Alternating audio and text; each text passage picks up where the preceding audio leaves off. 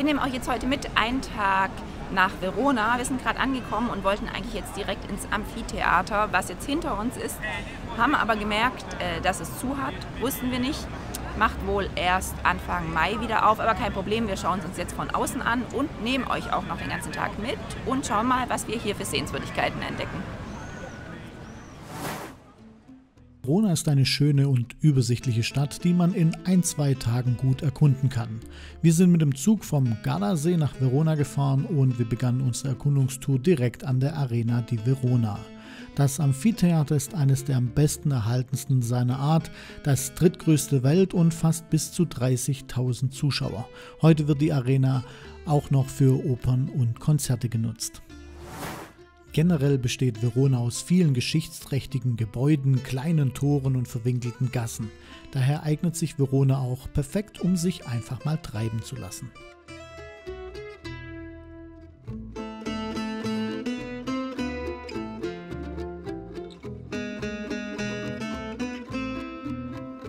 Diese hübsche Brücke verbindet die Innenstadt Veronas mit dem Castelvecchio, einer Burg. Beides schauen wir später uns noch etwas genauer an. Zuerst wollen wir noch entlang der Etsch, Italiens zweitlängster Fluss, etwas verschnaufen, bevor wir uns so richtig ins Getümmel stürzen.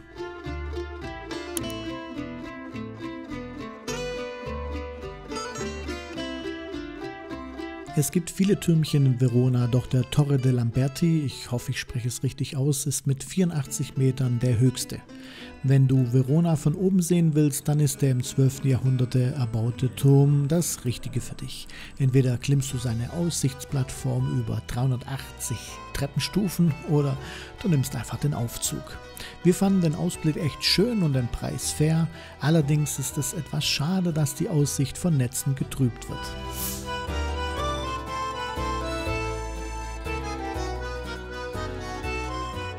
Der Eintrittspreis war 6 € pro Person und wir hatten kaum Wartezeiten.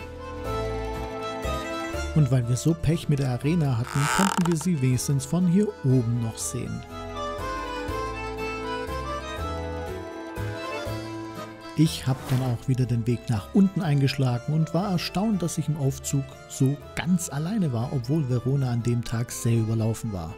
Nach der Pleite mit der Arena wartete aber bei der nächsten Sehenswürdigkeit noch eine weitere Überraschung auf uns. Hinter mir ist jetzt direkt das Haus von Julia, also sagt man es auf jeden Fall, denn es ist ja ein Roman und man sagt, hier ist das Haus von Julia aus Romeo und Julia. Und früher konnte man den Balkon, den berühmten, kostenlos besichtigen. Mittlerweile ist es tatsächlich nicht mehr möglich. Man muss ein Ticket kaufen, mit dem man auch ins Haus rein kann. Das Ticket kostet 12 € und wir haben es jetzt gerade angeschaut, aber es ist viel los. Wir wollten eigentlich nur den Balkon anschauen, deswegen gehen wir jetzt nicht rein.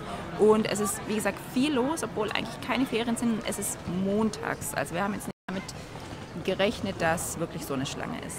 Ja, es ist leider so, man kann den berühmten Balkon nicht mehr gratis sehen und viel los war auch. Aber für alle, die nicht in der Materie drin sind, ein ganz kurzer Break. Es handelt sich bei Julias Haus um eine reine Kulisse, denn Romeo und Julia waren niemals in Verona, denn sie sind natürlich frei erfunden.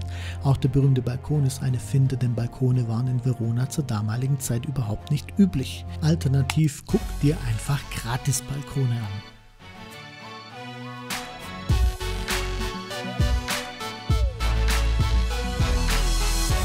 Aber im Ernst, wenn dich der Romeo und Julia-Hype fasziniert und du mehr darüber wissen möchtest, dann kannst du in unserem Blogbeitrag gerne weiterlesen. In der Videobeschreibung findest du dazu einen Link.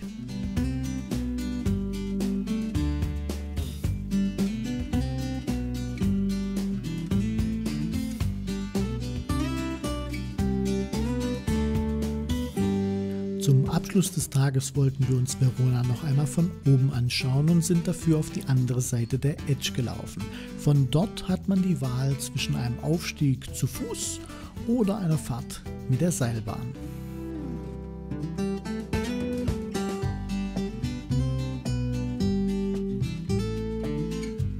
Und weil ihr es uns immer wieder fragt und es euch wirklich interessiert, der Preis. Er ist für die Fahrt sehr human, Hin- und Rückfahrt 3 € oder nur Hin- oder nur Rückfahrt für 2 € pro Person. Allerdings dauert die Fahrt auch nicht mal eine Minute. Lohnt sich das? Das musst du für dich natürlich selber entscheiden. In die Bimmelbahn passen nämlich nicht viele Menschen und wenn man lange warten muss, ist man zu Fuß wahrscheinlich schneller. Doch egal wie ihr hochkommt, das ist völlig egal. Für uns ist das die schönste Aussicht auf Verona und das definitiv. Wir hoffen, es hat dir einen ersten Eindruck von der Stadt vermittelt. Wenn es dir gefallen hat, das Video, dann gib doch dem Video einen Daumen nach oben und unterstütze uns mit einem Abo. Wir sehen uns.